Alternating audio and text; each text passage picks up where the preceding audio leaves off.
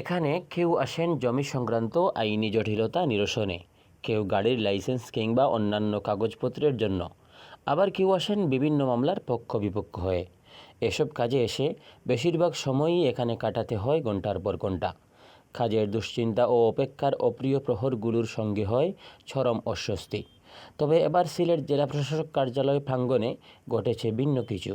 সেবা নিতে আসা লোকজনকে জেলা প্রশাসক উপহার দিয়েছেন এক টুকরো স্বস্তির উঠোন। সিলেট জেলা প্রশাসক কার্যালয়ের ৩ নং ভবনের সামনে বেশ কিছু জায়গা নিয়ে করা হয়েছে পুষ্পকানন। গত ১ জানুয়ারি এ ফুলবাগানের উদ্বোধন করেন জেলা প্রশাসক মোহাম্মদ মজিবুর রহমান।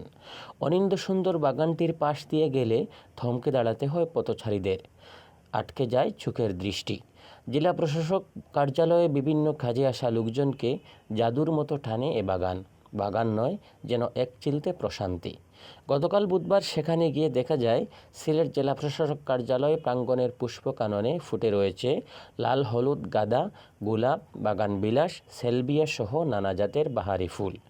লাগানো হয়েছে সূর্যমুখী ফুলের ছাড়া। কিছুদিন পরই যেগুলোতে হাসবে সূর্যমুখী, পুষ্পকাননকে করে তুলবে আরও মোহনীয়। বেলা ২টার দিকে পুষ্পকাননে সেলফি তুলছিলেন সামাদ নামের এক যুবক।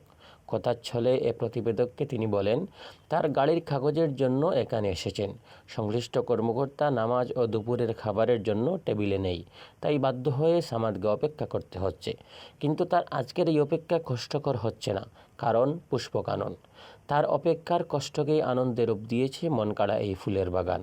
পুষ্পকানন করার জন্য তিনি জেলা প্রশাসক সহ সংশ্লিষ্টদের প্রতি কৃতজ্ঞতা জানান। ছবি তুলছিলেন সানজিদা ও মিম নামের 2 কলেজ শিক্ষার্থী।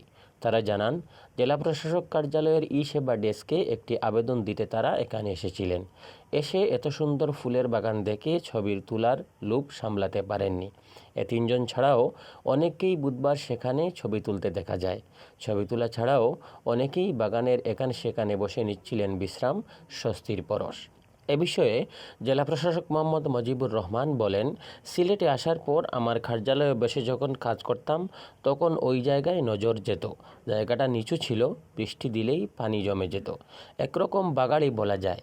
এসব দেখার পরে আমার মনে হলো এখানের বাগাড় অপসারণ করে সুন্দর কিছু একটা করা যায়। তাই সম্প্রতি এ জায়গায় মাটি ভরাট করে একটি বাগান করা হয়েছে। নাম দেয়া হয়েছে পুষ্পকানন। লাগানো হয়েছে নানা জাতের ফুল গাছ। আরও গাছ লাগানো হবে। এখানে বিভিন্ন সেবা নিতে আসা মানুষজনকে যদি অপেক্ষা করতেই হয়, তবে সে অপেক্ষা যেন হয় একটু স্বস্তির। তিনি বলেন, আরেকটি বিষয়, এই বাগানের মতো জায়গাটা ছিল ঠিক মসজিদের পাশেই। মসজিদে নামাজ পড়তে যাওয়ার সময় কাদা পানি ছিটকে এসে শরীরে পড়ত, তাই যাতায়াতের রাস্তায় টাইলস লাগিয়ে এ জায়গায় ফুলের বাগান করা হয়েছে। পানি নিষ্কাশনের জন্য বাগানের পাশ দিয়ে ড্রেনেজ ব্যবস্থাও করা হয়েছে। এই বাগান তৈরিতে খরচ হয়েছে 3 থেকে 4 লাখ টাকা। পুষ্পকাননের স্পর্শ নেওয়া মানুষজন বলছেন, জেলা প্রশাসক 4 লাখ টাকায় অপেক্ষার প্রহর গোনা মানুষজনকে যেন দিচ্ছেন 4 কোটি টাকার স্বস্তি।